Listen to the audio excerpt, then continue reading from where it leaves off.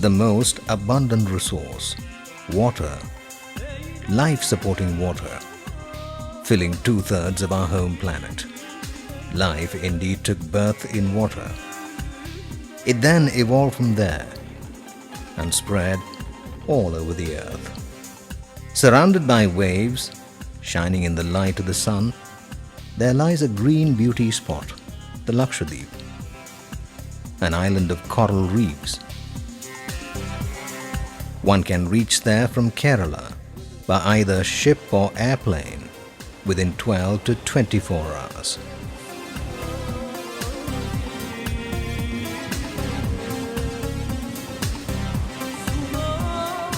The Lakshadweep lies about 250 to 450 kilometers from the Kerala coast. It is actually a cluster of many small isles. It has a total area of 28.6 square kilometers. Lakshadweep, a veritable portrait in myriad colors, painted by nature, rich in biodiversity. Its administrative nerve center is Kavarati. You're cordially welcome to this beautiful island. Blessed by the Almighty, Lakshadweep still preserves and nurtures its pristine cultural and environmental heritage. The inhabitants of Lakshadweep stake all their hopes of survival on the limited resources provided to them by Mother Nature. Swaying with their plumes spread against the sky are the countless coconut palms. These palms provide the islanders with their daily bread. The water surrounding the islands greatly influence the lifestyle of the islanders. The marine products are the mainstay of their life.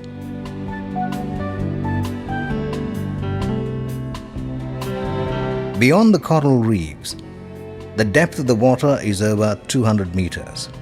Amazingly, these coral reefs provide a natural and effective defense against erosion.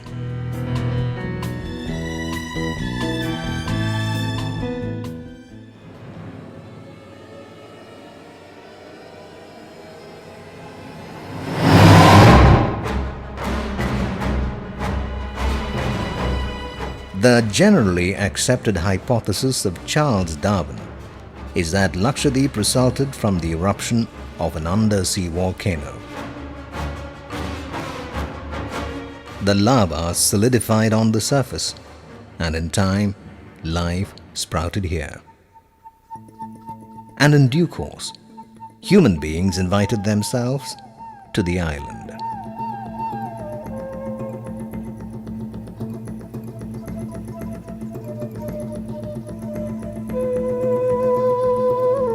It is evident that the original dwellers created artificial ups and downs on the island to prevent water from flowing into the sea, which became perennial sources of fresh water. The increasing population is falling out of step with water availability in the island. However, the extravagant use of water going on in the island is sure to invite a severe shortage in the future. The drinking water available at about 2 meters below the ground level is indeed trapped within a thin slab, about 1.5 meters in thickness, but sufficiently separated from the brackish water below. Excessive exploitation can result in increase in the salinity, leading eventually to contamination of the underground drinking water. The inhabitants of Lakshadweep can ill afford to be unconcerned about their depleting drinking water resources. Yet many of the natural drinking water sources are being contaminated because of negligence.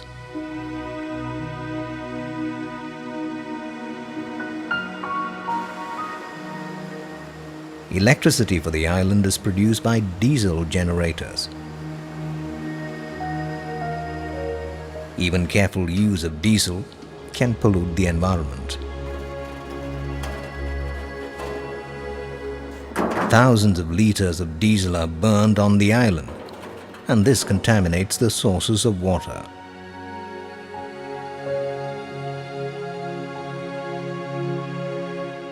Dirty water from latrines and bathrooms, which are as near as 5 meters, is a sure carrier of contamination.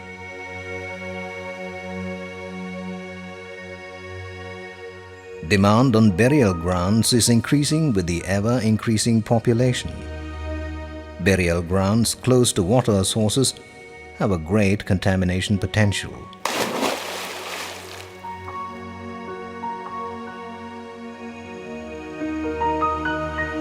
Polluted water in the Lakshadweep causes various health problems. Waterborne diseases like jaundice, filaria, malaria, diarrhea, cholera, typhoid, various skin disorders bring many to hospitals, costing heavily on their physical and economic well-being. One method of purifying seawater is reverse osmosis. The complexity of this process and the heavy expenditure of energy and money involved render this process unviable. Besides, the waste product from the plant is brine, which threatens the safety of the groundwater. Another technique is desalination of the seawater. When the sea surface water at atmospheric temperature is sprayed onto the cool water, brought up from a depth of about 120 meters, water vapor is produced, from which pure water can be obtained. The yield is barely 3 liters of pure water from every 100 liters of seawater. The economic viability is therefore doubtful in this process too. The Center for Water Resources Development and Management at Calicut has devised various effective solutions in the important area of water management in Lakshadweep. Dr. E.J. James, an eminent scientist and director of the CWRDM, says, recognizing the problems faced by the hydro environment of Lakshadweep Islands, the High Court of Kerala made a declaration that there should be more concentration on viable schemes to be taken up for solving the water resources problems of the island, considering the fragile ecosystem of these islands of an average area of 3 to 4 square kilometers. And several studies were carried out by national and local agencies to understand the problems related to water resources management. The Central Groundwater Board, NGRI, and various other agencies had carried out studies, but there was no action plan to solve the water resources problems of the island. It is at this juncture that the Center for Water Resources Development and Management approached the India-Canada Environment Facility to fund a project to look at the management of the freshwater sources of the Lakshadweep Islands. The dedicated, hard work of a group of scientists and CWRDM has helped revise some of our traditional notions about availability of pure water. This well-equipped institution has made substantial advances in measuring the degree of water contamination and in assessing potential water availability. This has led to the Lakshadweep Water Management Project.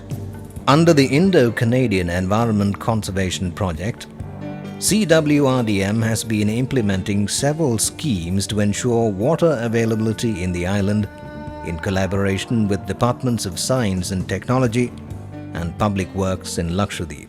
India-Canada Environment Facility, it is a bilateral program of the governments of India and Canada. It was established in the year 1992 mainly to promote environmental conservation in the country. And it is essentially a funding agency to promote environmental conservation, and we support both the NGOs, the non-governmental organizations, and also the governments. A major activity consists in creating awareness on the value of conservation and judicious use of water. Exhibitions are organized for this purpose. The primary sources of fresh water in Lakshadweep are groundwater and rain. The first step was to promote the use of rainwater for drinking. This first called for changing mindset against drinking rainwater. Throughout the island, CWRDM distributed books and pamphlets on the subject.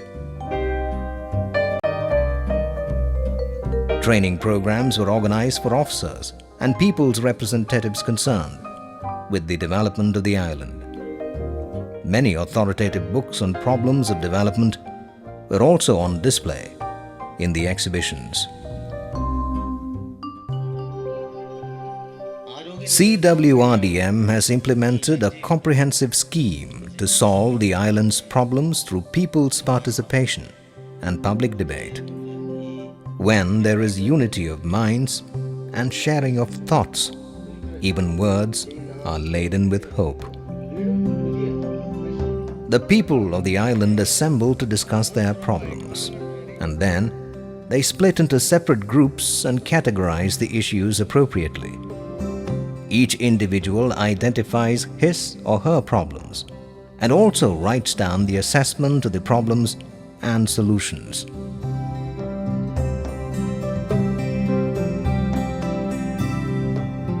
Then, detailed discussions follow on important issues such as drinking water, health and hygiene, environment, increasing population. Seized of the urgency of their problems, the people find their own solutions. They start seriously thinking about ways to prevent indiscriminate use of water.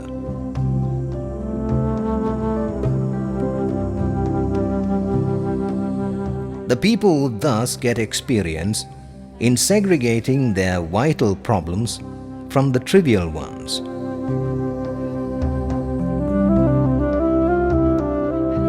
In the final round, CWRDM officers also take part actively in the discussions, helping the people to critically examine each problem and its possible solutions, and finally, to prioritize the actions to be taken up. Besides, the government goals are also being attained in the process. The next step is training the officers assigned to implement the project. There are bound to be many practical problems in the way ahead. Distance, raw materials, and even language pose problems. Through systematic and interactive training, officers with sufficient practical experience are molded.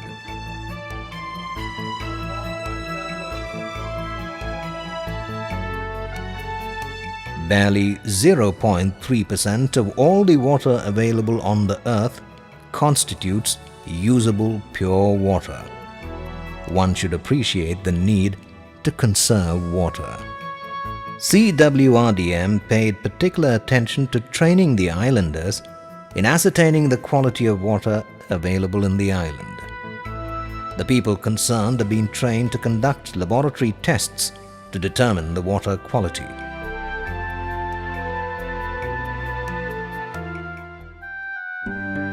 On account of the increasing demand for water, promoting the use of rainwater was undertaken.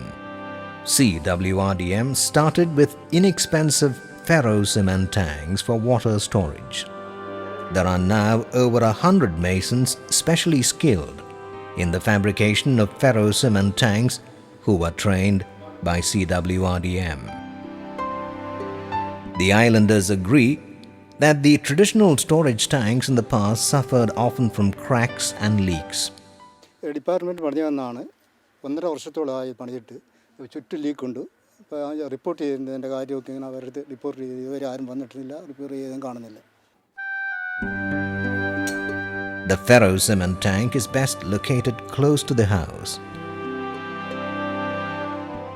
The topsoil is removed to lay a foundation of the right size to suit the tank. A welded mesh frame is put over the foundation. A chicken mesh is placed both inside and outside the frame and tied together with wires. Now, a mixture of superior cement and salt-free sand is prepared in the proportion of 1 to 2.5. This mixture is now applied carefully to the inside and outside of the framework. This operation demands great care because the thickness of ferro-cement tanks is just 5 centimeters. Water must be sprinkled regularly during the subsequent curing that lasts 14 days.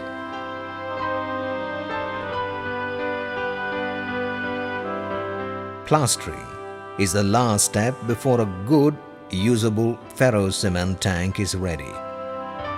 There are pipes to carry the rainwater into the tank, a filter unit to sift the water, and a manhole for cleaning the tank are also provided. A tank of 10,000 litre capacity can comfortably supply water to a household for drinking and cooking for 200 days. The only fresh water available in this island was the rainwater. So the project, in one hand, decided to construct this rooftop water harvesting structure that is collecting rainwater from the rooftop and channelizing and storing it in an underground structure in a tank, and these tanks are constructed using ferrocement technology, which is very economic and also very long lasting. So these water harvesting structures provided the immediate drinking water requirements of the population. These, on the other hand, also removed a lot of pressure from the other utilization of groundwater in the island. From the roof, through channels and pipes, water reaches the filter unit. It is also possible to mount a cylindrical ferro-cement filter unit over the tank. The filter unit contains pebbles, sand, and charcoal. Water seeping through these materials in the filter unit is absolutely pure. If the tank overflows, the water is led into a well, which, by the way, also improves the quality of the well water. Water from the first 2 or 3 sessions of rain should be drained away because it is likely to contain dust and similar particles. There should be taps or hand pumps attached to the tanks. As part of this project, we have been able to construct 825 structures of 10,000 litre capacity and additional 25 numbers of community harvesting structures, which put together was able to meet the water requirement of about 15 to 20% of the total population, which is a great achievement. Normally, the rainwater which is otherwise fallen is wasted. Now we are able to harvest at least 20% of the rainwater which is otherwise wasted.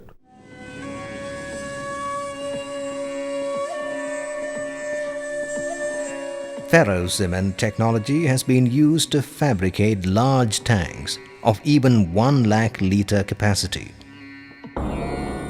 In this tank, fabricated in Minicoy in 2005, the same design principles are followed in smaller tanks.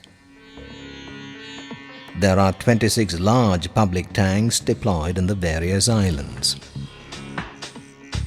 Problems of increasing demand for water and the limited land area underscore the relevance of such public tanks.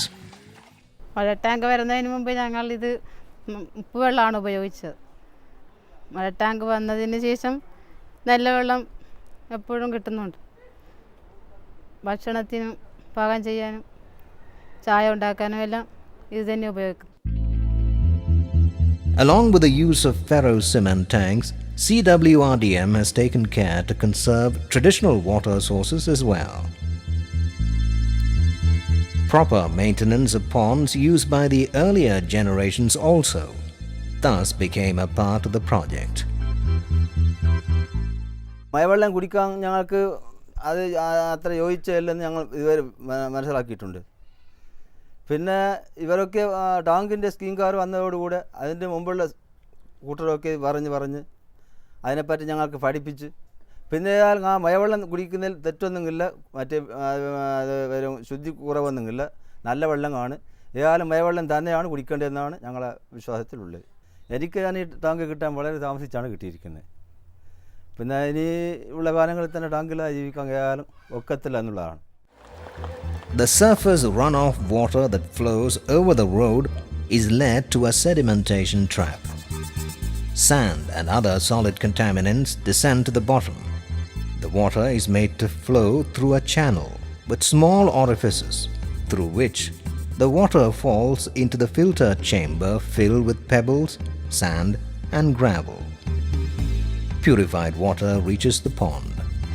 The sedimentation trap should be closed in order to prevent domestic birds and animals from falling into it. Water collected over the roof can also be made to flow through pipes and purification filters and finally into the wells. CWRDM has also trained the islanders themselves to periodically ascertain and record the water quality using instruments supplied to them.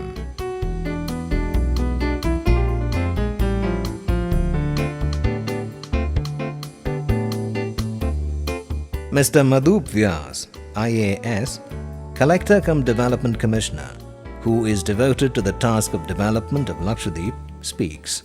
We have proven and been successful in adopting this ferro-cement technology in constructing the rainwater harvesting tanks. The Lakshadweep administration has taken a conscious decision to implement this technology for all times to come in future. And accordingly, whatever rainwater harvesting tanks are being constructed, the PWD is constructing using the ferro-cement technology. And even after the project winds up in March 2006, we'll adopt this technology. In another method called radial wells, for conserving well water, pipes with holes are placed under the surface of the earth. Rainwater seeping down from the surface finally flows through the pipes to the wells.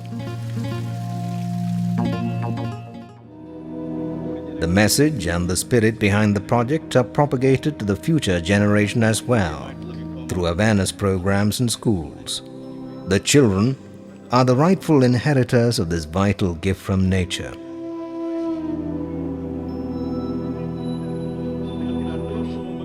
CWRDM is continually striving, through its dedicated work, to impress upon young minds the utmost importance of water.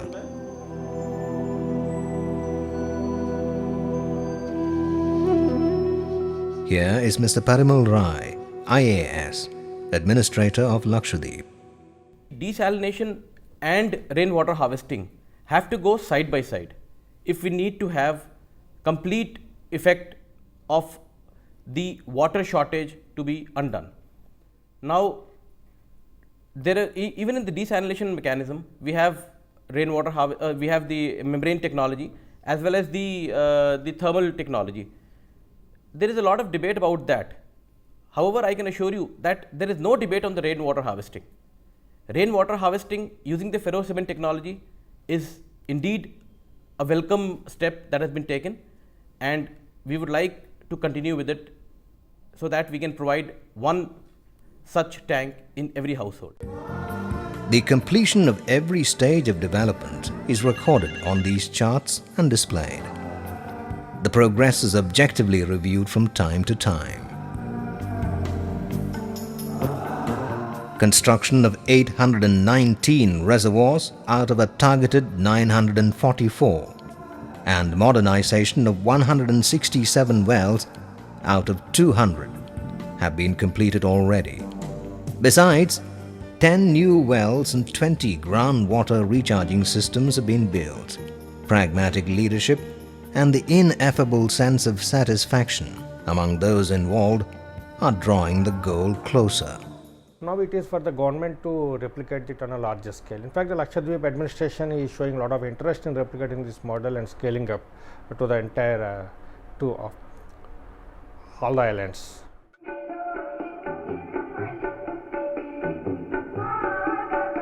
The unbreakable link with water is manifest even in the art forms in Lakshadweep. These spots have the same perpetual dream, drops of water. If there is even one surplus drop, it is precious and meant for a needy extending palm.